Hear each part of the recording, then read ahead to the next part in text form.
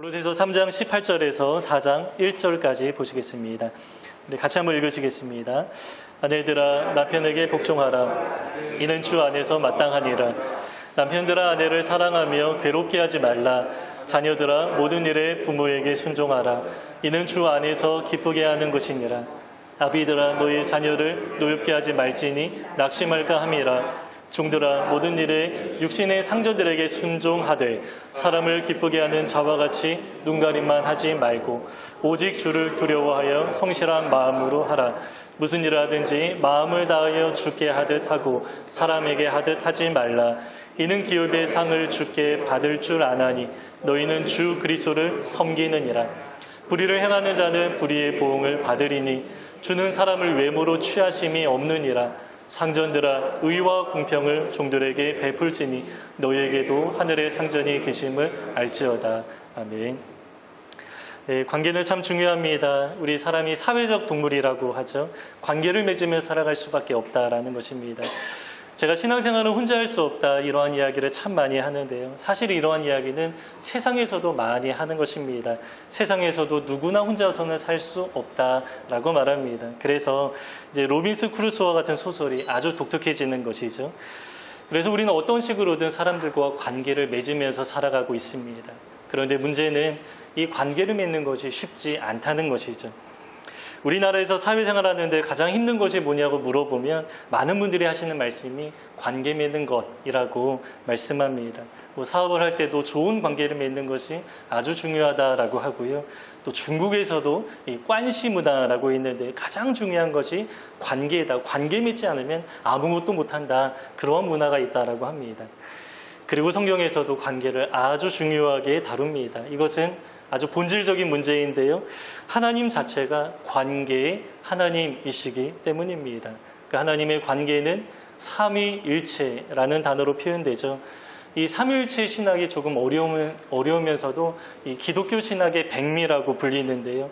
상당한 메시지가 여기 안에 담겨 있습니다.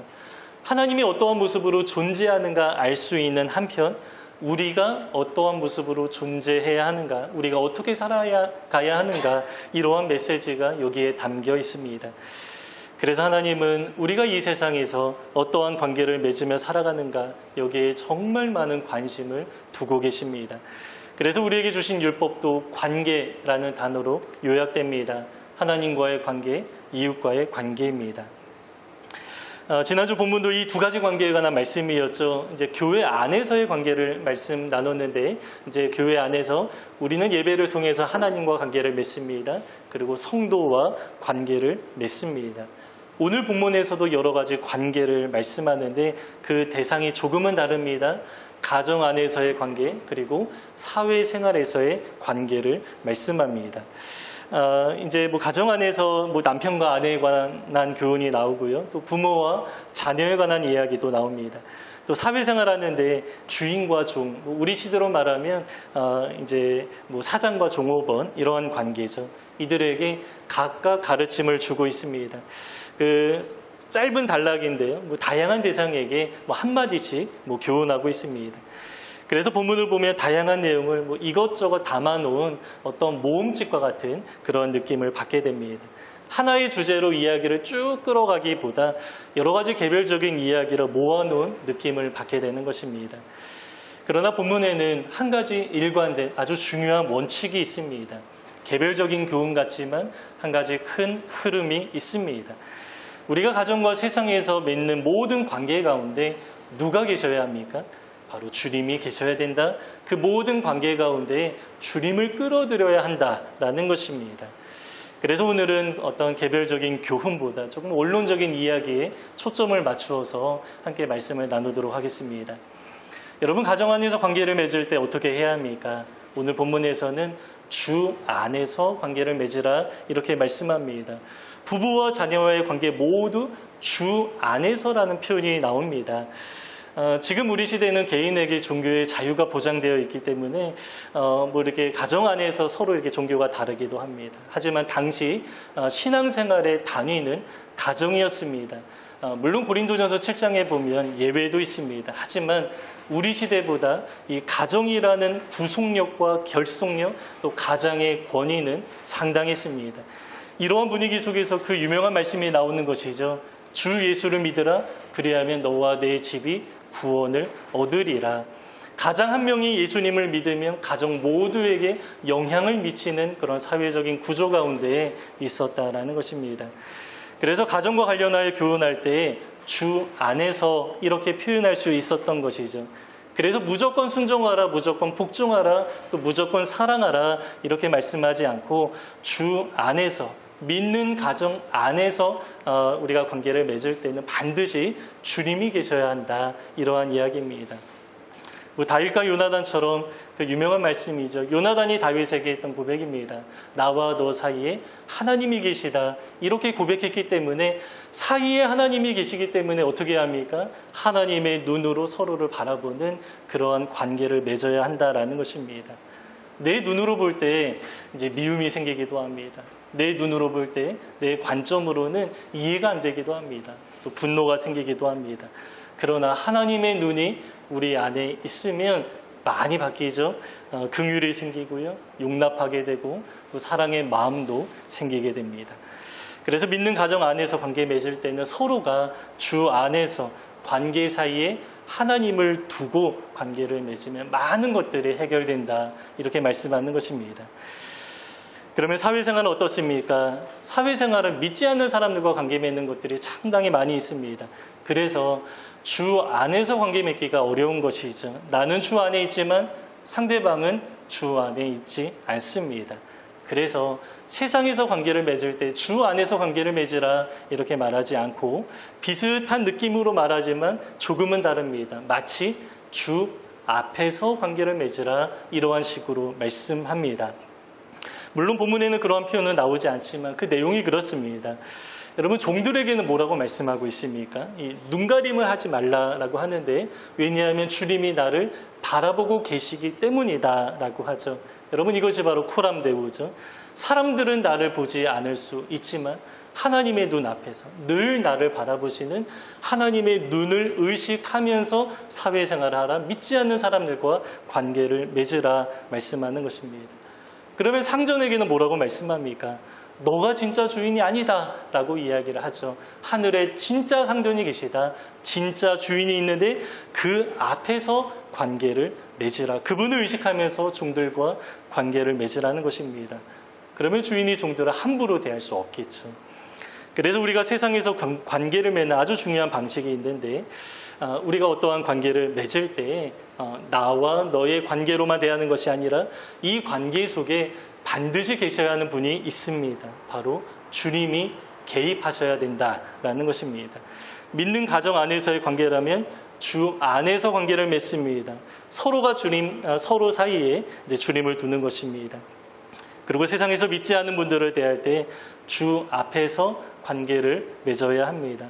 상대방은 주님을 의식하지 않을지라도 나만큼은 주님을 의식하고 관계를 맺어야 한다라는 것입니다.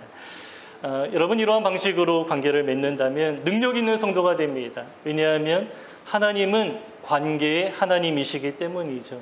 그 하나님을 닮은 모습이 관계를 잘 맺는 모습으로 나타나게 됩니다. 그런데 이게 말이 쉽죠. 현실적으로 참 어려울 때가 많이 있습니다.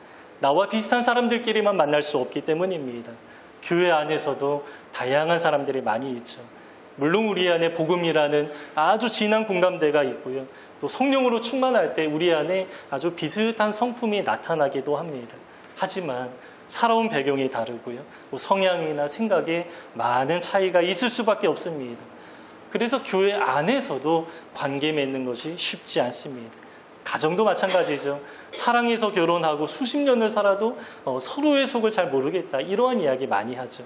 또 내가 낳은 자식이지만 이해를 못하겠다, 또 이러한 이야기도 듣습니다. 그러면 여러분, 세상에서 믿지 않는 사람들과 관계 맺는 것은 얼마나 더 어려운 것입니까? 그러나 어려운 일이지만 우리는 관계를 맺으면서 살아갈 수밖에 없습니다. 그러면 어떻게 관계를 맺어야 하는 것입니까? 오늘 본문이 말씀하는 것이 나와 너의 관계만이 아니라 주님을 사이에 두고 또 주님이 보신다 생각하면서 그 앞에서 주님을 의식하면서 관계를 맺으라는 것입니다. 제가 예전에도 한번 비유했던 것인데요. 우리가 학교 다닐 때 아이들이 좀 막 싸우다가도 누구 한 명이 선생님 오신다 라고 외치면 싸움을 그치겠죠. 나와 너의 문제보다 선생님이라는 그 존재가 훨씬 더 크기 때문에 선생님 오시면 일단 어떻게 합니까? 씩씩거리는 그 마음이 있어도 싸움을 그치는 것입니다. 만약에 그렇지 않으면 그 선생님을 아예 무시해버리는 것이 되죠. 그러면 더 큰 문제가 생기기 때문에 일단은 싸움을 그치고 보는 것입니다. 여러분, 관계 가운데 하나님이 계시다, 이 의미가 비슷한 의미로 보입니다. 하나님이 우리 관계의 중간에 계시고 하나님이 우리를 바라보신다, 이 사실을 정말로 믿는 사람이라면 싸우는 게 상당히 어려워집니다. 사실은 그 믿음이 없기 때문에 싸우는 것이죠. 만약에 우리 안에 누군가 다툼이 있는데 그 자리에 하나님의 임재가 우리 눈에 아주 확실하게 보인다면 어떻게 될까요? 구약에서 하나님의 임재가 어떻게 나타납니까? 우리 눈에 보이는 것으로 많이 나타났습니다. 이렇게 빽빽한 구름으로 나타나기도 하고 안개로 드러나기도 하고 천둥과 번개가 치는 그런 두려운 자연현상으로 하나님의 임재가 드러나기도 했습니다. 만약에 이 자리 가운데 그러한 증거들이 우리 눈에 확실하게 보인다면 누가 그 앞에서 계속 싸울 수 있겠습니까? 일단 싸움을 그치고 하나님 앞에 서는 것이 우선이겠죠. 여러분, 하나님을 사이에 둬야 한다, 하나님 앞에 서야 한다, 비슷한 이야기입니다. 내 감정, 나의 생각을 앞세우는 것이 아니라 가장 먼저는 하나님을 앞세우는 것입니다. 그러면 다툼과 분쟁이 참 어려워지고요. 어려워질 뿐만 아니라 관계 속에 하나님을 모시게 되면 어떻게 됩니까? 많은 것이 변합니다. 특별히 내가 먼저 변하게 되는 역사를 경험하게 되는 것입니다. 내 기준으로는 내가 명백히 옳습니다. 그러나 하나님의 기준으로는 그게 옳지 않을 수도 있다. 이 가능성을 열어놓게 되는 것입니다. 만약에 내 생각이 100% 옳다라는 생각에 변함이 없어도 생각은 옳다라고 해도 내 마음이 변하는 그런 경우도 있습니다. 상대방이 명백히 잘못한 것이지만 내 마음 가운데에는 사랑의 마음, 용납의 마음, 용서의 마음이 일어나는 것을 경험하기도 합니다. 그리고 나는 잘못이 없다고 처음에는 말할 수 있지만 결국에 어떻게 고백하게 됩니까? 하나님 앞에 나도 죄인입니다. 나도 회개합니다. 이러한 고백이 나오는 것이 바로 성령님이 우리 관계 가운데 일하시는 역사입니다. 이렇게 관계 가운데 하나님을 사이에 두면 어떻게 됩니까? 가장 먼저는 내가 변하는 것입니다. 이것이 바로 하나님이 관계를 풀어가시는 방식입니다. 저는 대학교 4학년 때 그 관계 문제로 정말 힘들었던 기억이 있습니다. 그 선교단체 안에서 저는 서울의 어느 한 지역을 대표하고 있었고요. 어느 형제가 그 전국구의 총무였습니다. 그런데 저를 대하는데 막 훈계하듯이, 저에게 막 명령하듯이 대하는 것입니다. 이 하나님의 일을 한다는 선교단체인데 마치 막 군대에서 선임이 후임을 대하는 것처럼 그러한 태도로 저에게 대했습니다. 근데 그 형제는 뭐 다른 사람들에게도 똑같은 태도였는데 문제는 그 형제보다 제가 나이가 더 많았다는 것입니다. 처음에는 제가 아주 겸손하게 그 형제를 세워주려고 노력도 해봤는데 그 사람의 태도가 전혀 변하지 않는 것입니다. 그 자기가 높이 있는 사람이라는 사실이 너무나 분명한 것처럼 저에게 행동하는데 상당히 권위적이고 저에게 강압적으로 대했습니다. 처음에는 그 친구가 내 학번을 모르나 싶었는데 나중에 보니까 그것도 아니었습니다. 그래서 제 마음이 너무 어려웠고요. 제가 최대한 마주치지 않으려고 노력해 보았는데 일을 진행하는 관계 속에서 어쩔 수 없이 부딪히는 일들이 많이 있었습니다. 제가 이 문제를 가지고 기도도 정말 많이 하고 몇 주간 씨름하다가 우연히 어느 중보기도 모임에 가서 이 기도 제목을 좀 나누게 되었는데 이제 그 모임에 참석하신 다른 선교단체의 어느 선배분이 있었는데요. 그분이 제 기도의 제목을 듣더니 저에게 권면해 주시는데 이렇게 말씀하셨습니다. 관계의 원칙은 내가 변하는 것이다. 그 이야기가 이제 맞는 것처럼 들리긴 했지만 당시에는 제 감정이 많이 상해 있었기 때문에 제가 그 권면을 그냥 있는 그대로 받아들이지는 못했습니다. 제 기도의 제목은 아주 분명했습니다. 그 사람의 태도가 바뀌는 것이었습니다. 그 사람이 개인적으로 하나님 앞에 깨닫거나 아니면 어느 간사님을 통해서 훈계가 있으면 좋겠다, 이러한 생각이 있었습니다. 당연히 객관적으로 누가 봐도 그렇게 되어야 한다. 저도 그렇게 생각했고 제 주변의 많은 사람들도 그렇게 생각하고 말했습니다. 그런데 기도 모임에 참석하신 그분은 그냥 다른 설명 없이 그냥 저에게 한마디만 하셨는데 저에게는 조금 냉정하게 느껴질 정도로 내가 변해야 된다라는 것입니다. 누가 잘못했는지 다 떠나서 그리스도인의 관계의 원칙은 그렇다. 이렇게 못을 박아버리는 것입니다. 지금 다시 생각해보면 그분의 말씀이 일리가 있습니다. 물론 상대방이 바뀌어야 하는 부분도 있겠죠. 그리고 진리의 문제라면 우리는 타협해서는 안 됩니다. 그러나 관계의 문제 가운데 가장 먼저 우선해야 하는 것이 무엇입니까? 그것이 바로 나입니다. 내가 먼저 변하는 것입니다. 아무리 100% 내가 옳은 것 같아도 내가 잘못한 부분이 아예 없을 수는 없겠죠. 그리고 전적으로 상대방이 잘못한 일이더라도 상대방을 대하는 내 마음과 태도가 잘못됐을 수도 있습니다. 그래서 우선 변해야 하는 것은 나 자신입니다. 왜 나만 변해야 합니까? 조금 억울한 마음이 들 수도 있습니다. 그러나 사실은 내가 손해보는 것이 아니라 결국에 나에게 큰 유익이 있습니다. 왜냐하면요, 내가 더 넓은 마음을 갖게 되고요, 내가 더 큰 사람이 되는 것입니다. 내가 더 성숙하는 것입니다. 이러한 과정을 통해서 우리가 하나님의 마음과 생각, 하나님의 모습을 닮아가게 되는 것입니다. 이렇게 우리가 주 안에서 또 주 앞에서 관계를 맺을 때 많은 것이 풀어집니다.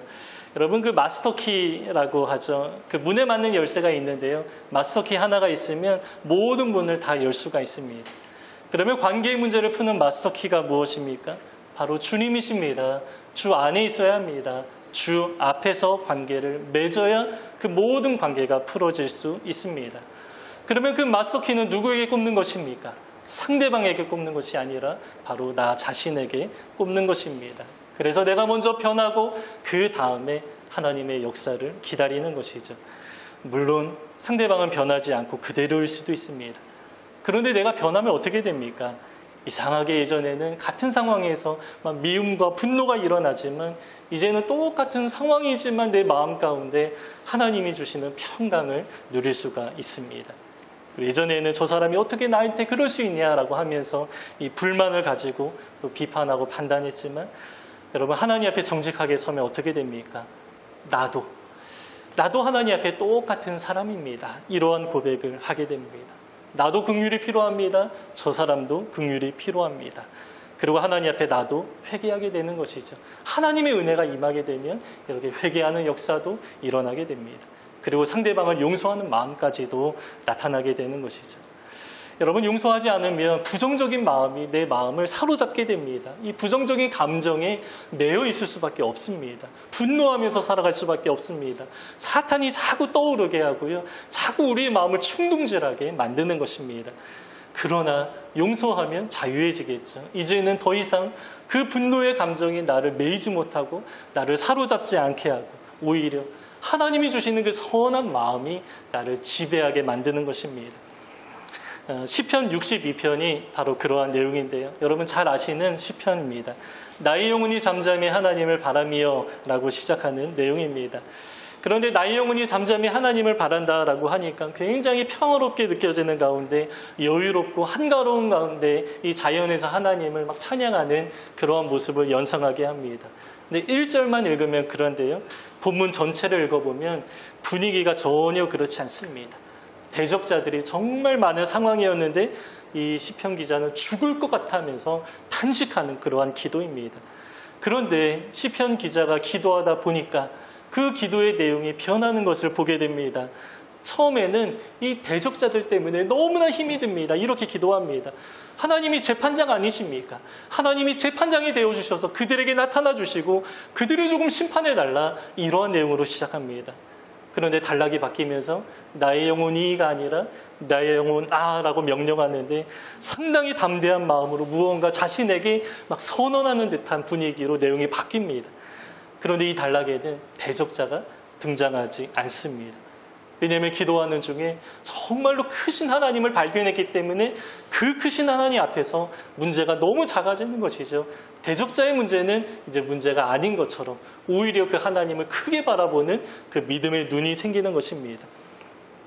그리고 이렇게 기도하다 보니까 가장 마지막에 이러한 내용으로 마치는데요. 이게 핵심입니다.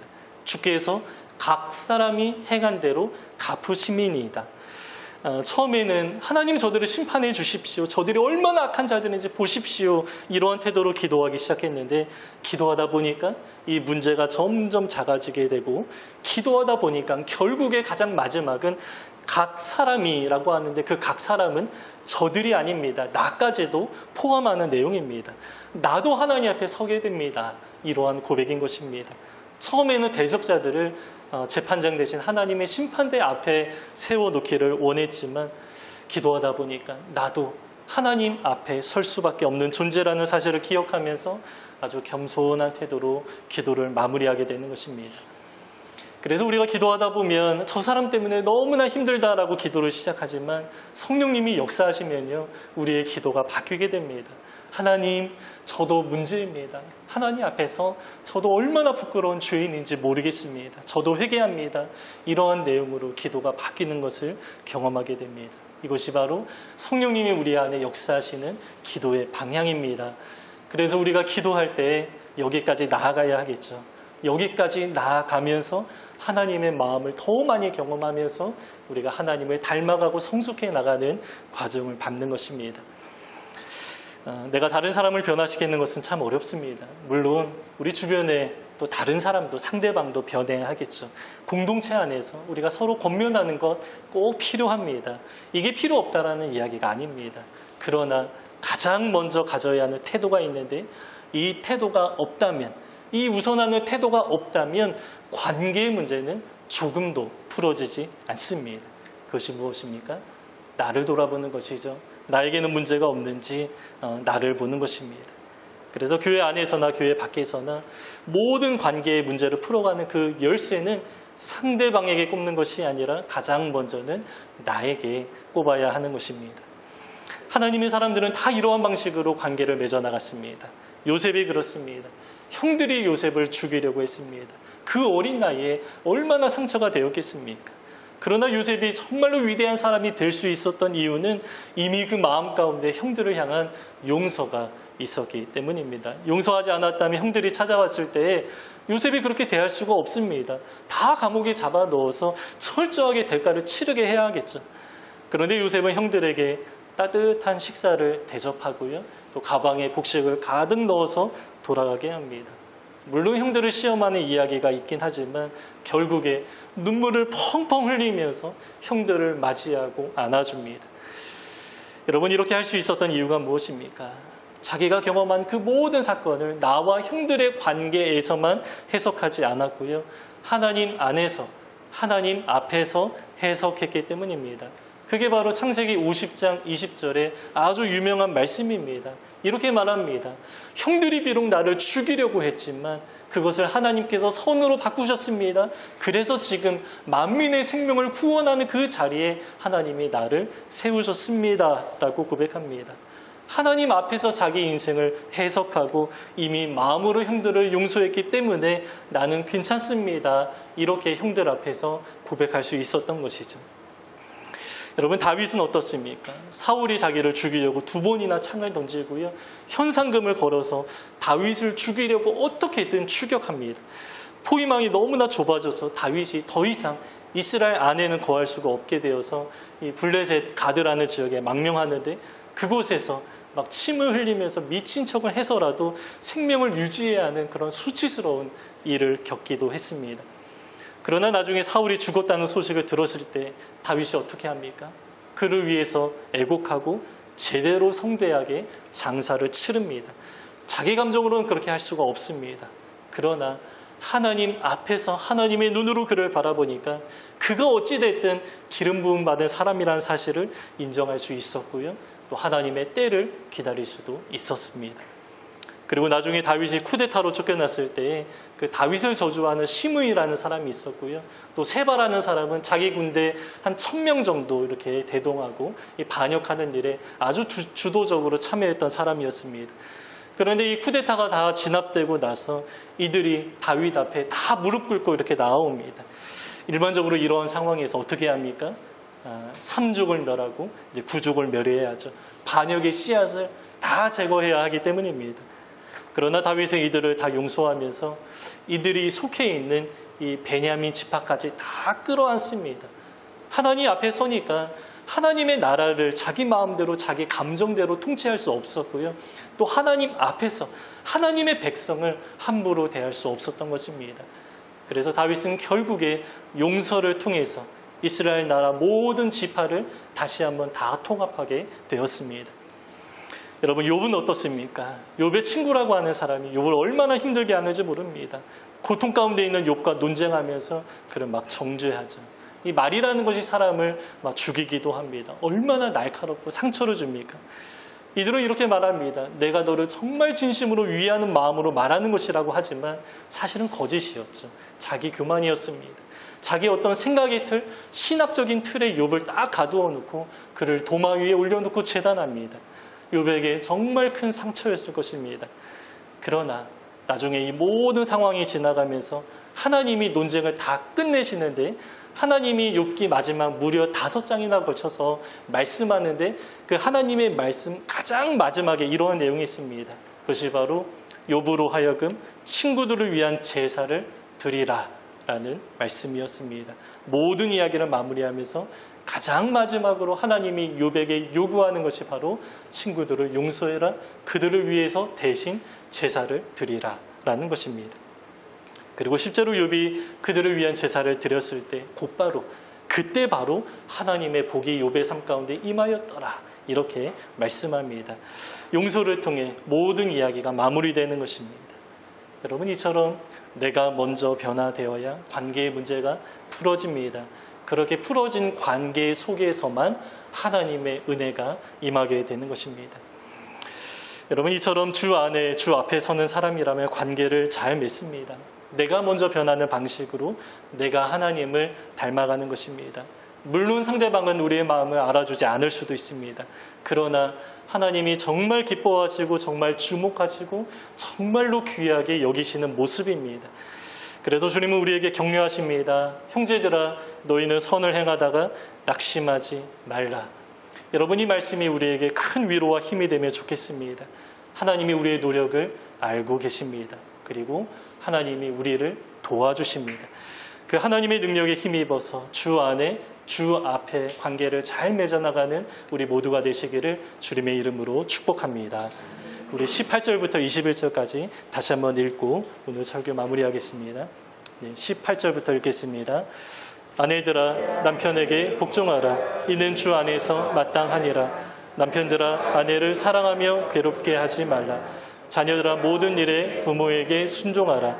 이는 주 안에서 기쁘게 하는 것이니라. 아비들아, 너희 자녀들을 노엽게 하지 말지니 낙심할까 함이라. 종들아, 모든 일에 육신의 상전들에게 순종하되 사람을 기쁘게 하는 자와 같이 눈가림만 하지 말고 오직 주를 두려워하여 성실한 마음으로 하라. 무슨 일을 하든지 마음을 다하여 주께 하듯 하고 사람에게 하듯 하지 말라.